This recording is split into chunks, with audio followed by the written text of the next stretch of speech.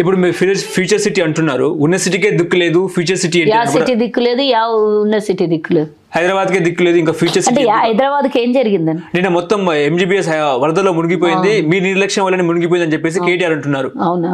ఉస్మాన్ సాగర్ లో, గండిపేట సాగర్ లో, హిమాయత్ నాగ్ సాగర్ లో మీరు ఎందుకు నీటిని ఆపారు అన్నట్టు కూడా మాట్లాడుతున్నారు ఆయన. గేట్లు ఎత్తేసినావు అంటున్నాడు.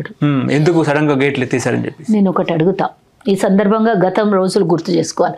మున్సిపల్ ఎన్నికలు హైదరాబాద్లో జరుగుతున్నటువంటి సమయంలో, గతంలో 2019 అనుకుంటాను, 20లోనో జరిగిన ముందు జిహెచ్ఎంసీ ఎన్నికలు జరిగాయి. ఆ జిహెచ్ఎంసీ ఎన్నికల్లో హైదరాబాద్లో 1200 కాలనీల కన్నా ఎక్కువగా మునిగిపోయాయి. మరి అప్పుడు మీరు నిర్లక్ష్యమా? మీరు గేట్లు ఎత్తేసారా?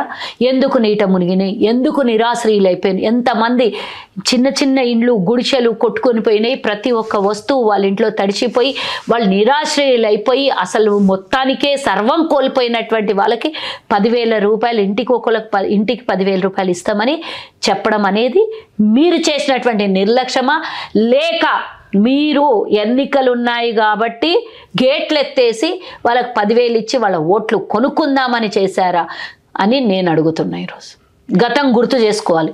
గతం గుర్తు చేసుకొని నిజంగా ఒకవేళ నువ్వు అప్పుడు తప్పు చేసింటే ఈరోజు మా మీద అంటున్నావు. నీకు ఆ ఉద్దేశమే లేకపోతే ఎలా అంటావు? ఈరోజు నువ్వు చేసింది అందరూ నువ్వు చేసినట్టు అందరు చేస్తారని ఎట్లా అనుకుంటావు? అంటే నీ కడుపులో ఆ విషయం ఉంది, నీ కడుపులో ఆ కుళ్ళు ఉంది, నీ కడుపులో అలాంటి దొంగ రాజకీయం వేషాలు ఉన్నాయి కాబట్టి పచ్చకామరలో వచ్చినోనికి అంతా లోకం పచ్చగా కనబడుతుందంట.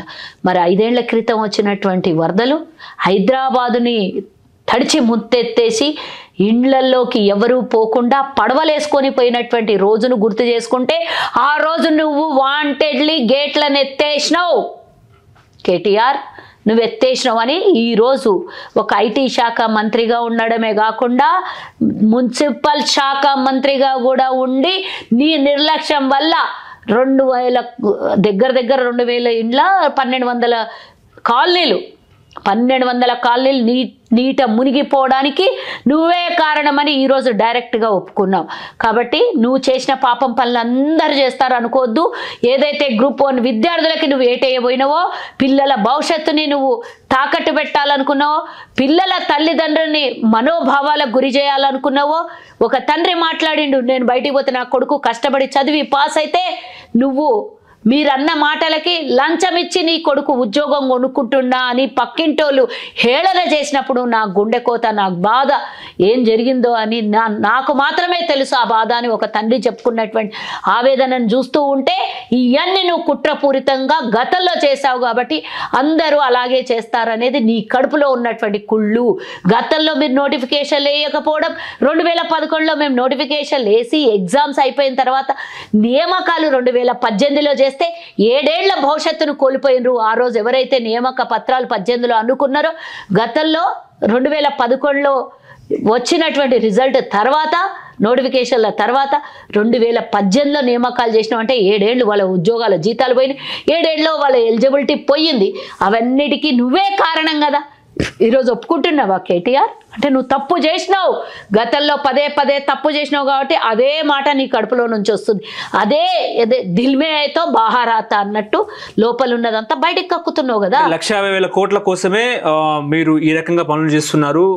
బలవంతంగా అక్కడ ప్రజల్ని ఖాళీ చేసేసి హైడ్రా రూపంలో వాళ్ళని ఎట్లయినా సరే పక్కన పెట్టేసి ఆ భూములను దోచుకోవాలని చెప్పేసి కూడా నిన్న భూములు ఏంట్రా వెదవా? ఏం భూములు రా దోచుకునేది? రే హైదరాబాద్లా చుట్టుపక్కల గొలుసుకట్టు చెరువులు మాయమైపోయినాయి. అవి ఎట్లుంటాయో కూడా ఈ తరం పిల్లలకు తెలియదు. ఇన్ని చెరువులు మాయమైపోయినాయి, ఇన్ని నాలాలు మాయమైపోయినాయి, ఇన్ని ఎన్నో నీళ్లు పారుతున్నటువంటి స్థలాల్ని కబ్జా చేసారు కదరా వెధవ. మీరే మీ హయాల్లో కొన్ని 100,000 ఎకరాల్ని మటుమాయం చేసేసారు. చెరువుల్ని, కుంటల్ని మాయం చేసి బినామీల పేర్ల మీద రిజిస్ట్రేషన్ చేసారు. మీలాంటి దొంగ పనులు మీరు రిజిస్ట్రేషన్ చేసి మీరు కాలువల్ని, నాళాలని మూసేస్తే అవి మళ్ళీ మేము తెరిపించే ప్రయత్నం మేము చేస్తున్నాం వెధవ. నువ్వు ఒకవేళ నిజంగానే అట్లా ఆ పేదోళ్ళ విషయంలో మేము చేయాలి అనుకుంటే దుర్మార్గుడా ఏం మాట్లాడుతున్నారా నువ్వు? నిన్న మునిగిపోయిన వాళ్ళందరికీ నువ్వు సహాయం చేయి, నిలబడి దోసుకున్న పైసా వస్తుంది కదా. నిరాశ్రయులు అయిపోయిన ఇళ్లకు నీళ్ళు వచ్చినాడు. మళ్ళా ఈరోజు ఒకవేళ ముఖ్యమంత్రి గారు దాన్ని అలాగే వదిలేస్తే రేపు పొద్దున పెద్ద వరద వస్తే నువ్వు వారా బాధ్యత? నువ్వు నిలబడతావారా? నువ్వు నిలబడతావా? లోతట్టు ప్రాంతాలు నీట మునిగిపోకుండా నువ్వు బతుకున్నన్ని రోజులు నువ్వు కాపాడతావా? ఎట్లాగో దోపిడీ చేసినావు తెలంగాణ ప్రజల మీద, లక్షల కోట్లు దోపిడీ చేసినావు. ఆ లక్షల కోట్లు పెట్టి వాళ్ళకందరికి ఇళ్ళు కట్టించు, నిలబడతావా నీ జీవితకాలం? సరే, ఈరోజు రేవంత్ రెడ్డి గేట్లు తెరిచేసిండు, కావాలనే కుట్రపూరితంగా చేసిండు అని నువ్వు అంటున్నావు కదా. ఇది భూములు కొట్టేయడానికో లేకపోతే ఇంకోట అని మాట్లాడుతున్నావు కదా. నేను అడుగుతున్నా, ఈరోజు రేవంత్ రెడ్డి ఆపేస్తాడు ఆ పనిని?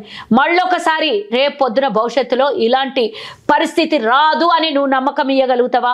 నువ్వు నిలబడగలుగుతావా? అక్కడ నష్టపోయినటువంటి వాళ్ళకు పక్కా ఇండ్లు కట్టించి వాళ్ళకు ఉద్యోగాలు ఇచ్చి వాళ్ళ జీవితాలని కాపాడి ఆ మురికి కుంటల నుంచి బయటికి తీసే దమ్ము నీకుందా? చెప్పు, నువ్వు చేయగలుగుతావా? అది నువ్వు చెయ్యలేని పని మా ప్రభుత్వం చేస్తున్నదని మా మీద విమర్శలు తప్పించి సదుద్దేశం కానీ కనీసం సత్ప్రవర్తన కానీ మంచి మాటలు కానీ నీ నోట్లో నుంచి రావు.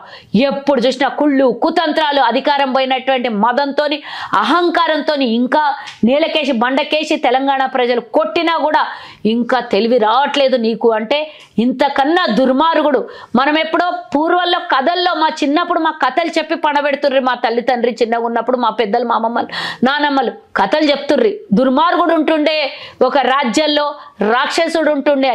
ఆ రాక్షసుడు నువ్వే. ఆ కథలలో మాకు కనబడుతున్నటువంటి రాక్షసుడి నువ్వే తప్పించి కళ్ళతో మేము ఆ రోజు కథని ఊహించుకుంటుంటే, కానీ ఈరోజు కళ్ళతోని చూస్తున్నాం. ఈ కథలలో రాక్షసుడివి నువ్వు, నీ కల్వకుంట్ల కుటుంబం అని ఈరోజు తెలిసి చెప్పారు కదరా వేదవా. ఏం మాట్లాడుతుంటావు నువ్వు? మనిషివా, పశువా నువ్వు? హలో, తెలుగు రాజ్యం ఛానల్ చూస్తున్నారా? సామాజిక రాజకీయ జీవన చిత్రణే తెలుగు రాజ్యం. అతిశయోక్తులు అసత్యాలు ఉండవు. రాజకీయ కోణం కాదు, ప్రజా కోణమే కొలబద్ద. తెలుగు రాజ్యం వీక్షణ మీ ఉత్తమ అభిరుచికి నిదర్శనం.